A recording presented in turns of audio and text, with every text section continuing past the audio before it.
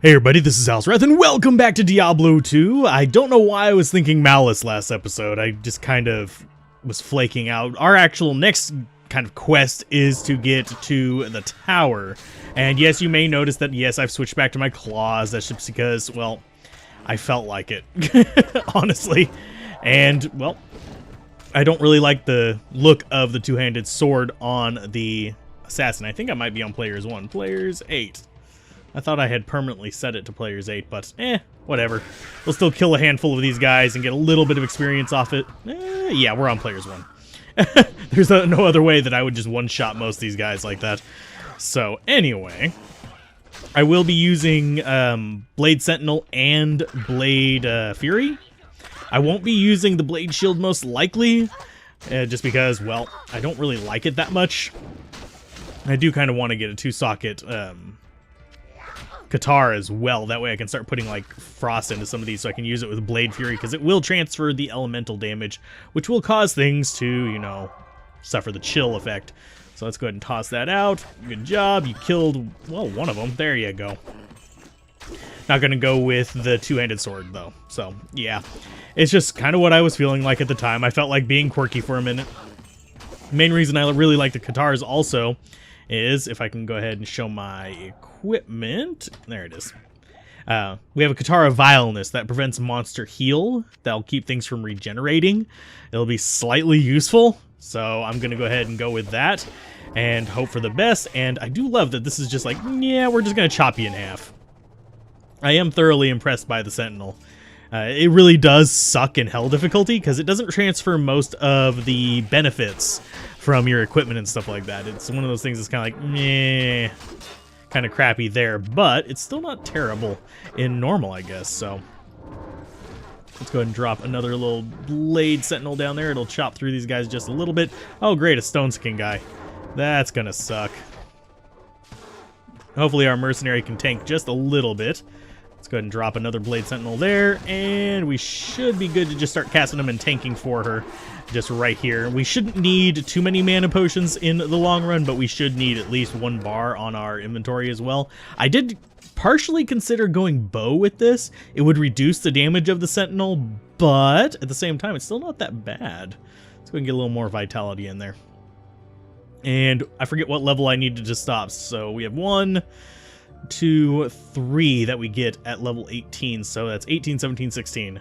So we need to stop at level 16 investing in this, so there we go. So we should be able to get level 9 of that, which isn't bad. It's going to add a decent amount of damage to it, so it'll work for us at this very like early stage.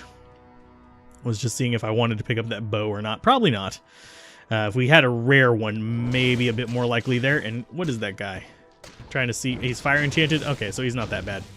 We can just kind of throw these through the entire batch there, and it's not sucking up too much mana, believe it or not, which makes me very, very happy. And we already have the gear we need to do all the rune words that we want as far as the armor and the helmet. I might do some rune words for weapons. I actually probably will do rune words for weapons, simply because I do want either Crushing Blow, if I can get it, or at least Bleed, which is nice. Bleed is very, very nice, and it works well with Blade Fury. It doesn't work with Blade Sentinel, so we won't be using it for Bleed on this, but this still does decent damage. I mean, 27 to 35, and it hits multiple times, and it hovers for freaking ever. Yeah, I'm happy with that. What I'm looking for here, by the way, is the tower. I mentioned that earlier, but just wanted to reiterate it. We also need to find the waypoint before we go into the tower. So if we find the tower, I'll set up a town portal, and then we'll go hunting for the waypoint. Otherwise, I'll just grab the waypoint and then go hunting for the tower. Let's go ahead and stab the Corpse Shaman, because not Corpse Shaman, Carver Shaman, because he's going to give us a good bit of experience, and he's going to stop resurrecting these little bastards. Our mercenary is surprisingly doing well. It really does actually surprise me whenever the mercenaries do their job. I might end up keeping the Act 1 mercenary, just for the sake of having some ranged. Although an Act 2 mercenary would be nice. It's not entirely necessary because, well, they don't have meditation. If they did, that'd be absolutely beautiful, but they don't. They get... I'm trying to remember what they get. They get Holy Freeze, Prayer, Might, Blessed Aim, Thorns. Let's see. I don't I'm trying to remember if it's correct. Might, Blessed Aim, Thorns, Prayer, Holy Freeze, Defiance. There we go. I knew there were 6 of them. I knew I was missing 1. But just got to memorize these just a little bit. Although I'm not sure whether I would... Ooh, Experience Shrine. Really benefit from any of the normal difficulty ones, which are Blessed Aim. You have Blessed Aim, you have Defiance, and you have Prayer on normal, and then you have the other 3 on Nightmare. And then you have back to the originals on Hell. I kind of wish you could, on Hell difficulty, since you're hiring it so late, I wish you could choose. But generally speaking, I don't know if it's still the fact of the matter, but it used to be that if you didn't level up a mercenary from the lowest level possible, they wouldn't be as strong. So you'd have people getting up into Act 2 at extremely low levels to get a very early Act 2 mercenary and then leveling that up later through a grind. But that's only if you were going for like min-maxing. So personally, I am too bloody lazy to do min-maxing like that. I usually, well, it's kind of evident by how I play games like Baldur's Gate and stuff like that. I'll usually be like, ooh, I need to get it perfect early on, and then like once I get past a certain point, I start rushing through things. And it's just one of those, and I'm not going to be bothering with this too much more kind of things. Because, yeah, I get tired of doing every little thing. I get fatigued, if that makes sense. There is like a mental fatigue with games like that for me. And there is the hole. One of these days we will go into the hole. And one of these days we will go into all these side dungeons and just show them off, but not just yet. I think I'm going to save that for like a walkthrough kind of video, because it would be good to say like, okay, here's the video on the Black Marsh. It covers the Black Marsh and the hole and the tower. And I think that would be a good way to kind of introduce it and like talk about each of the individual areas, what their benefits are. In Hell difficulty, running the hole isn't that bad of an idea. I mean, it's not a great idea. It's not the best place, and it's not consistent in whether it's good or bad, but hey, if you can run it, you can run it, and you can get good stuff in Hell difficulty pretty much anywhere. So there's just locations that are slightly better. So let's drop that down there. Frankly, I'm going to end up getting rid of both of those because, well, they're not that useful to me in the long run, and they're worth some decent money. And money is something that I do want. Even though it's not going to be something that I really use a lot, because I shouldn't need to repair my stuff hardly at all. Let's see how much that actually hits for. And yeah, it's just chopping that to pieces. That I'm not even swinging at it. That is literally just the Blade Sentinel. So, in doing its little rotation. So it's hitting fairly fast. I don't know if weapon speed impacts how often that hits. But it seems to act like an odd whirlwind effect, so... Now, I will be farming tears from the Countess, TIR tears, just because they are going to be kind of nice to have kind of lingering around. That extra 4 mana per kill on a helmet would be absolutely beautiful. Let's go ahead and duck down here, grab the hidden stash. Still no waypoint. I'm guessing the waypoint is across the bridge, maybe? Question mark. That's one thing I don't like about slow running it, is I do feel the need to actually get these waypoints and stuff and get all the little individual areas, whereas if I was speedrunning, I would skip over them. But that's one of the... Oh, well, this is actually to the next area, so we walked past it somewhere. Because, yeah, this is going to be Tomoe Highland. But this one you actually would need in a speedrun anyway, so... It's one of the few waypoints you get in a speedrun, if I think about it. Unless you're doing safety waypoints. Scratching itch. There we go. Nope, there it is. Yeah, we did just walk past it. Wow, it's like right there next to it. Okay. Groovy. That's a good spot. That would be excellent. Because as a very short run, you've got 2 shrines. Unfortunately, that's a health shrine, so it's not going to do much. But you've got the skill shrine right here that can be an experience shrine. So that would be good for a speedrun. Lucky maps. Trust me, if I ever speedrun, I'm not going to get lucky maps. So. Who would want to remember this? And also, for some reason, her saying something reminded me that I should probably go through and do an audio gather for all the little sayings that they have. There you go. You guys just enjoy the razor blade. Oh, there's a boss over there. She's Holy Freeze. That means that she's going to do damage over an AoE. There you go. I'm going to drop another one on you. Haha. Aura Enchanted. There you go. Nice death. We do need to grab that healing potion because we're going to need it as we go further down in here. But I do want to see if the amulet is worth my trouble. It's not. It's going to be sold. So I'm not even going to put it on because otherwise I'll forget to sell it. I'll think I have an amulet and that I am perfectly fine, but I'm really not. I do that sometimes. That's how I ended up with, if you look up the episode Normal Boots, that's how I ended up in that situation. So, yeah, I ended up doing the whole thing of, hey, I have boots, I should be fine, just not hovering over them and then realizing, maybe I should have swapped out those normal boots for actual, you know, equipment with stats instead of just going through. Although that would be an interesting challenge, a white equipment challenge.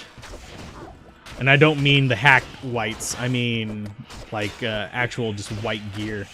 Superior, normal, etc. I'm not sure how feasible that would be for the assassin, but of course there's also the naked runs. That's essentially what it would be. It'd be like an easy mode naked run. There's also skillless runs, which honestly I'm not sure which class I would choose for a skillless run. Skillless means you don't put any points in your skill tree, but it would be interesting. Ooh, we're almost leveled up. And we are, oh, we're only level 14. Yeah, we've got plenty of leveling up to do. I want to get probably, I don't know, 15, 16, 17 maybe in here. Actually, we're already at 15, so let's go ahead and get a little bit more vitality. I want to get up to 200 life before Andariel. But we'll be putting more into dexterity so we can equip long swords and the, whatchamacallits, the flails. So, we need enough strength and dexterity to do that. Ooh, undead. And I think there's a boss over there to the left. I'm not sure what it is. There you go. Ghost, go away. What are you hitting over here? Oh, it's champions. Okay. And there's the skull. I don't think we've actually seen too many skulls wandering around. You're ghostly. You're physical resistant, which really sucks. You do cold damage. Yeah. Suck it. There you go. And we're slowly eating away at her. Die, ghostly little bastard. There you go. Good job. So much trouble from that one enemy. That's, yeah. Let's grab the light healing potion as well, just to get a few extra, just in case we need them. Could grab the throwing knife for a little bit more extra money, but honestly, most of the things I'm selling right now are going to be in the thousands, so bleh. Don't go back up the stairs. Goodbye. And we want to go to the left there after we kill these blood clans. You notice I'm still getting decent experience from these guys. That's one of the reasons why I'm still doing the kills. Okay, so we've got a boss mob in there. I'm not sure what his perk is, but either way, I don't like him. Fire Enchanted, not doing much to me. So I can handle that. Boom, nice explosion, you little bastard. Okay, so I'm mentally preparing to do all the stupid runs on here. Unfortunately, Countess runs are one of those things that has lost their flair for me. I have done a few like attempts at recording the episode for Countess runs and demonstrating how the drops are affected by doing players 1 on actually killing the Countess versus players 8. I'll go ahead and just leave it on players 8 for the quest, because why not? Actually, no. When we get down to 5, I might switch it to players 1 just so I get the maximum drops. Because why waste this run? Seriously. But simply put, the players 1, I know it's counterintuitive, but she's one of the only like weirdly unique bosses where players 1 causes them to actually drop more. Because for the rune drop special effect, it fills in slots for non-drops. And she can drop up to 6 runes. Where are you? 1 mana after each kill. Oh, that might actually be useful to equip. 28 to 47. Sure, we'll use it for a while. We used the two-handed sword for a while, so why not? We can pokey with this. And that's going to be a dead end, I think. Oh, it's a not gold chest. There we go. Got to figure out how to say that. And since that came out there, this should be the exit down to 5. So let's go ahead and do players 1. Yay. Gonna see our experience income drop drastically, and that just one-shots everything. There you go. Come here. Haha. Pokey. We're getting mana back for each kill, so that's one of the reasons why I even just decided to randomly use this spear. That and it's rare, because why not? There you go. All of your little friends just died. Oh, and she decided to chill up here and not actually come after us. There you go. Tier rune and Eth rune. We can put the tier rune in the helm, because that's actually what I plan to do with it. So we'll do a tier helm. We need a Tal Eth for the armor. And I think that's good. I mean, it's not terrible. I think we'll go ahead and head towards the Tomoe Highlands. Now, you may notice that I usually do just grind up through the Countess before moving on. It's not necessary. It's not one of those things that's like super important that you do early on. You can go back and grind it later if you find her difficult, or if you find things a little bit frustrating, or you just get tired of running her. Just go ahead and move on with the story. A stealth armor is not necessary for normal. It just helps a great deal. It's not a super important thing. Yeah, we'll sell you. Go ahead and sell those poison potions. Oh, we don't need you. And the rest of this, let's not bother with the chips. Although those sapphires are nice, we'll find more. We'll be okay. We're gonna keep our claws, and I think that's good. Oh, we don't need the skull either. We're not doing thorns, at least not yet. So I think that's good. Yeah, we'll go ahead and move on to the Tomoe Highlands, because we still got about 3 minutes on this, I think, give or take. Ooh, and we could get more helmets. I could get Mechanic's Cap. That is an absolutely useless prefix if you don't have a suffix on it.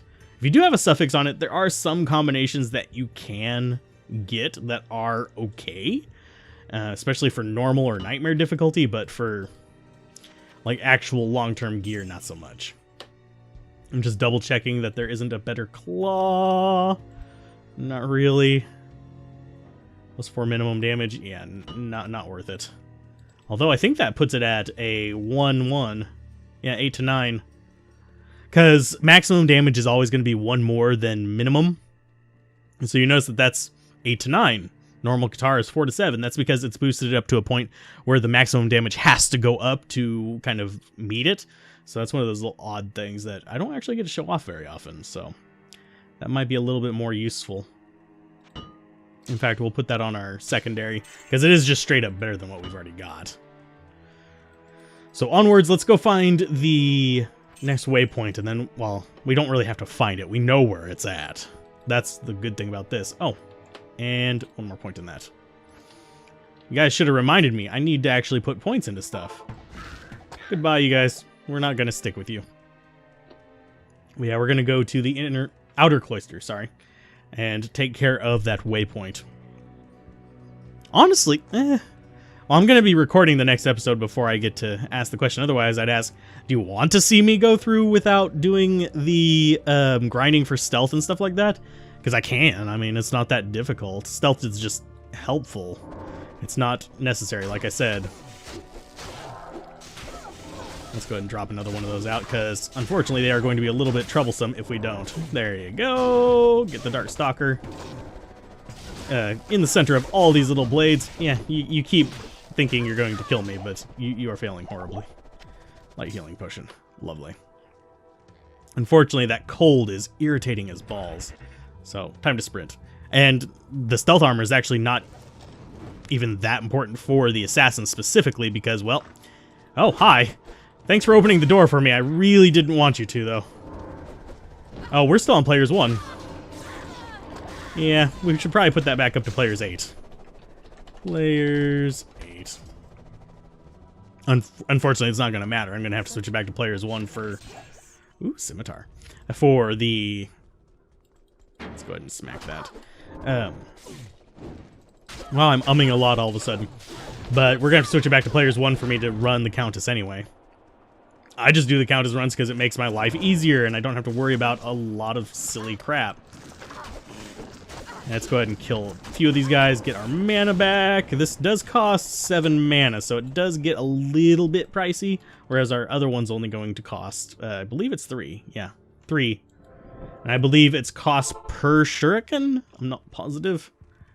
But it's one of those chain things, so. We found our next waypoint. We're sitting at good time, so if you guys enjoyed this, be sure to like, comment, and subscribe. And next time we'll pick up back here, and I will go through and, well... do the usual, just move on with the story. So keep gaming, have fun, peace out. This has been Alzorath. Bye.